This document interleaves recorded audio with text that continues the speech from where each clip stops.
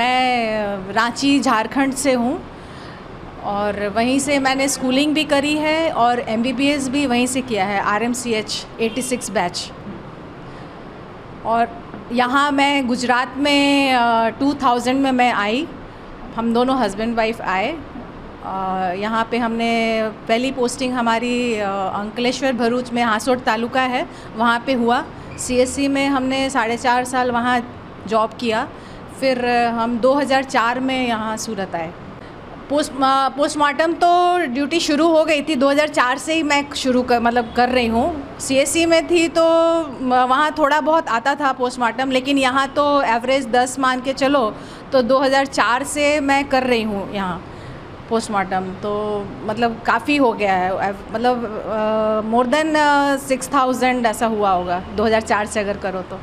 देखो, शुरू में तो थोड़ा कॉन्फिडेंस डेवलप करने में टाइम लगता है, बट यहाँ पे FMT डिपार्टमेंट है तो उनसे भी हम लोगों को काफ़ी हेल्प मिली थी। कुछ ऐसा डाउट हो तो हम उनसे राय लेते थे। और जो हमारे MBBS लेवल से जो होता है AD वगैरह जो भी आता है पुलिस वाले, तो करवाते हैं, हम CMO से ही करवाते हैं PM, तो हम लोग करते हैं। तो शुरुआत में बीइंग अ लेडी थोड़ा सा लगा था मुझे, खासकर जो डिकम्पोज बॉडी आता है उसमें थोड़ा मतलब पूछना पड़ता था फॉरेंसिक डिपार्टमेंट से। फिर धीरे धीरे कॉन्फिडेंस डेवलप हुआ, फिर एक्सपीरियंस हुआ।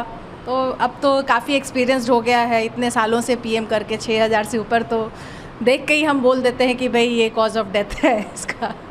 हाँ, होता है ना, एक दिन में मान लो आप पे हमारी 6 घंटे की ड्यूटी, सुबह 8 से 2 और 2 से 8, तो एक दिन में भी आप मतलब मैक्सिमम हम 8-9 तो किए हैं, क्योंकि प्रेशर कभी आ जाता है कि भाई ये कर दो और एक्सीडेंट का केस होता है तो हम कर देते हैं। तो मैक्सिमम हमने 8 से 9 PM किया है एक दिन में।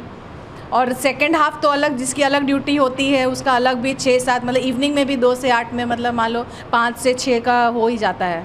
बहुत यहाँ पे तो बाहर से भी आते हैं सब, तो पोस्टमार्टम का नहीं, ये भगवान की देन है समझो कि हम यहाँ से जाके कुछ याद नहीं होता है, हम भूल जाते हैं। ये बहुत बड़ा, मतलब पहले शुरुआत में थोड़ा लगता था, स्मेल वगैरह आता था फॉर डिपार्टमेंट में जाओ, FMT डिपार्टमेंट में।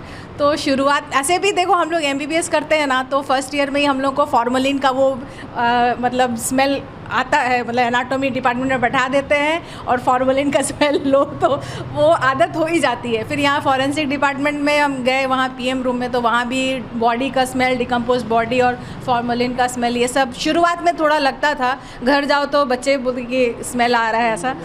फिर अभी तो ठीक है, यूज्ड टू है, अभी कुछ ऐसा नहीं फील होता और भूल जाते हैं, ऐसा कुछ याद नहीं रहता। हम अच्छे से नहा, मतलब फ्रेश होके नहा धो के फिर अपना एज नॉर्मल रूटीन वर्क शुरू हो जाते हैं। फैमिली तो देखो, हमारी ड्यूटी ऐसी रहती है 8 से 2, 2 से 8 नाइट, तो अकॉर्डिंगली उस तरह से मैनेज होता है घर में। और कोरोना में क्या था कि बॉडी आते थे बहुत, और वो भी क्या है, PM तो इसलिए होता है कि to know the cause of death. Okay, तो कॉज ऑफ डेथ जाने के लिए ऐसे कोरोना काल में ऐसे बहुत सारे बॉडी आए जो एकदम सडन डेथ हुआ।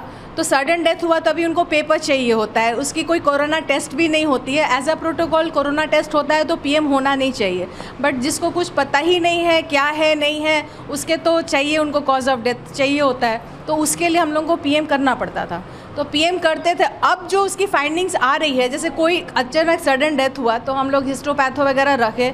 अब जो उसकी फाइंडिंग्स आती है ना हिस्टोपैथो डिपार्टमेंट से, तो हम लोग को उसमें आता है कि ये पॉसिबिलिटी है कोरोना से उसकी डेथ हुई है, क्योंकि वो लंग्स का इन्फेक्शन है, एल्वियोलर हेमरेज है, ये सब आ रहा है, निमोनिया आ रहा है। तो ये सब से मतलब हमारे दिमाग में आता है कि ये तो कोरोना से ही मरा है, बट उस समय कुछ ऐसा नहीं आता था।